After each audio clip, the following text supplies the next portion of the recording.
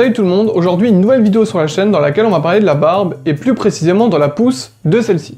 Alors, on va voir ça en trois parties bien distinctes, à savoir partie numéro 1, l'hygiène de vie et la patience, partie numéro 2, la génétique, et partie numéro 3, les soins et les produits pour la barbe. C'est parti. Alors tout d'abord donc, dans la patience et puis l'hygiène de vie, au niveau de la patience, ce qui va être important, c'est d'attendre environ un mois pour avoir votre barbe, ou en tout cas une idée de ce que vous avez comme barbe, puisque ça peut varier suivant les personnes.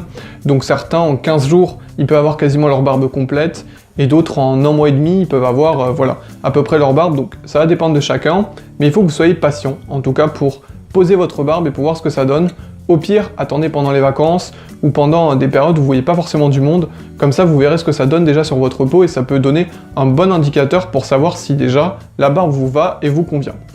Donc ensuite, deuxièmement, il faut voir l'âge. C'est-à-dire que par exemple, certains attendent une barbe alors qu'ils ont 16-17 ans, et c'est pas forcément un bon point, puisque dès l'âge par exemple de 20 ans, certains n'auront pas encore de poils, et ça poussera jusqu'à 25 ans, donc ça dépend vraiment de chacun.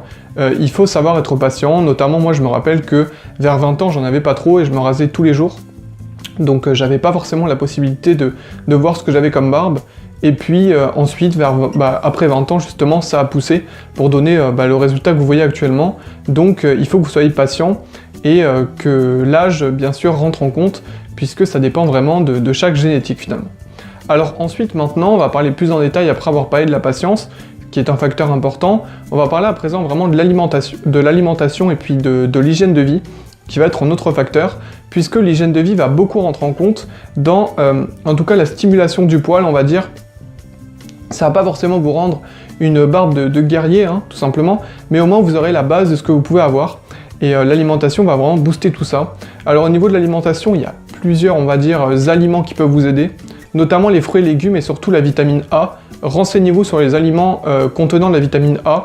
Si jamais vous faites de toute façon un programme sportif à côté, vous connaissez totalement ça. Donc voilà, ça peut aider d'ailleurs aussi le sport. C'est un petit détail en plus, mais le sport peut aussi favoriser la pousse et stimuler un petit peu tout votre corps, donc n'hésitez pas aussi à faire du sport. Et donc pour l'alimentation en tout cas, privilégiez la vitamine A qui est présente principalement dans beaucoup de fruits et légumes, notamment le brocoli, les carottes, etc. Et puis aussi dans le fromage et les œufs. Voilà. Donc pour résumer cette partie, il va falloir de la patience, ne pas hésiter à attendre un petit peu. Si vous avez 20 ans par exemple, et vous pouvez attendre un petit peu encore. Et puis enfin, une alimentation et un mode de vie équilibré. Maintenant, on va parler un petit peu de la génétique, puisque c'est un point qui revient pas mal. La génétique, qu'est-ce que c'est concrètement ? C'est quelqu'un qui va pas se raser pendant 5 jours et qui aura une barbe parfaite, voilà, sans entretien, sans rien. Et quelqu'un qui va pendant un mois vraiment se donner à fond pour essayer d'avoir une belle barbe et qui va laisser pousser et aura des résultats un petit peu mitigés, en tout cas pas ce qu'il attendait. Donc voilà, sur ça malheureusement on n'est pas égalitaire, et une fois qu'on l'a compris, ça peut frustrer un petit peu forcément, mais on s'adapte et on essaye de vraiment faire quelque chose qui peut correspondre à ce qu'on a comme pilosité, mais aussi à la forme de notre visage. Et justement, c'est ce qu'on va voir ensemble, comment bien adapter sa barbe en fonction de ce qu'on a comme pilosité, mais aussi en fonction du visage. C'est parti. Alors, dans l'ordre de la photo, on voit que tout d'abord, les visages ronds, avec le bouc, la barbichette, etc., ça correspond très bien, ça rend bien. Mais après, ça peut être des bases de départ aussi, pour ne pas tout de suite tenter la barbe complète. Par exemple, vous pouvez porter juste un bouc et une moustache, et puis évoluer plus tard sur une barbe complète. Voilà, ça donne des petites idées pour commencer quelque chose. Ensuite, pour les visages ovales, les barbes de 3 jours vraiment bien taillées, ça fait un très bon effet, et puis les barbes de 3 jours en général, c'est vraiment la base pour commencer, et puis même certains, ils peuvent porter ça tout le temps, ça correspond très bien. Alors pour les visages carrés, c'est un petit peu la même chose. D'ailleurs, les visages carrés, forcément, c'est assez prisé. On dit qu'en général, les mâchoires carrées, ça apporte de l'amplitude au visage. On voit que ils peuvent se permettre de porter juste une moustache ou un bouc, et même une barbe complète. Tout passe généralement sur les visages carrés. Et enfin, pour les visages allongés, ils peuvent essayer d'adopter quelque chose d'exotique s'ils disposent de la barbe suffisante. Voilà, des formes un petit peu, certains aiment bien. Donc si ça rend bien sur votre visage, c'est à tenter. Voilà, pour faire un bilan, vraiment, quelle que soit la génétique, vous pouvez toujours faire des tests et évoluer au fil du temps pour voir ce que vous aimez. Ce qu'il faut, c'est de la patience et ne pas trop toucher ses poils pour maintenir vraiment une idée du résultat Et puis voilà, maintenant vous savez quoi faire, et voilà maintenant je vais vous parler de quelques conseils et quelques produits que j'utilise pour vraiment essayer d'avoir une pousse optimale.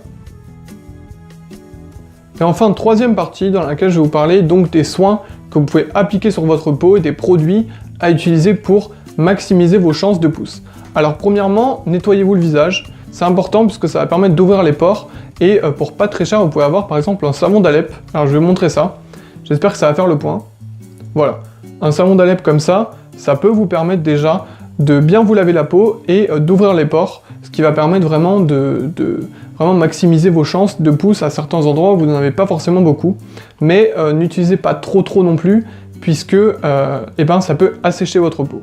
Donc en général, un savon d'Alep, ça coûte entre 4 et 5 €. C'est très facilement trouvable dans le commerce, ou au pire, vous commandez sur internet, c'est tout à fait trouvable. Alors deuxièmement, l'huile de ricin. Voilà, l'huile de ricin qui va vraiment, on va dire, solidifier votre peau.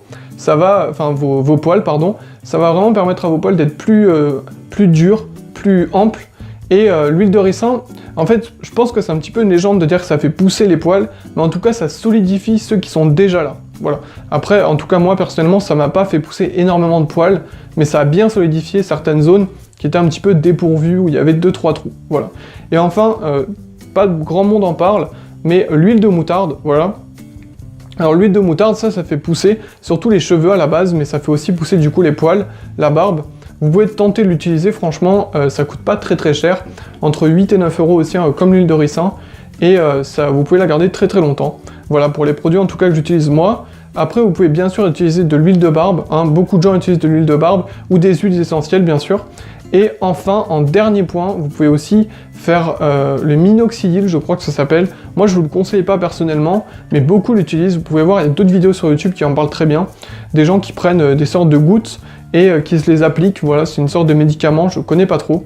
Et le minoxidil, voilà, si jamais vous avez envie de tester, mais faites très attention et regardez bien si vous n'avez pas en contre-indication, ou faites sur des sites fiables en tout cas. Mais moi, je vais pas m'avancer, je connais pas trop.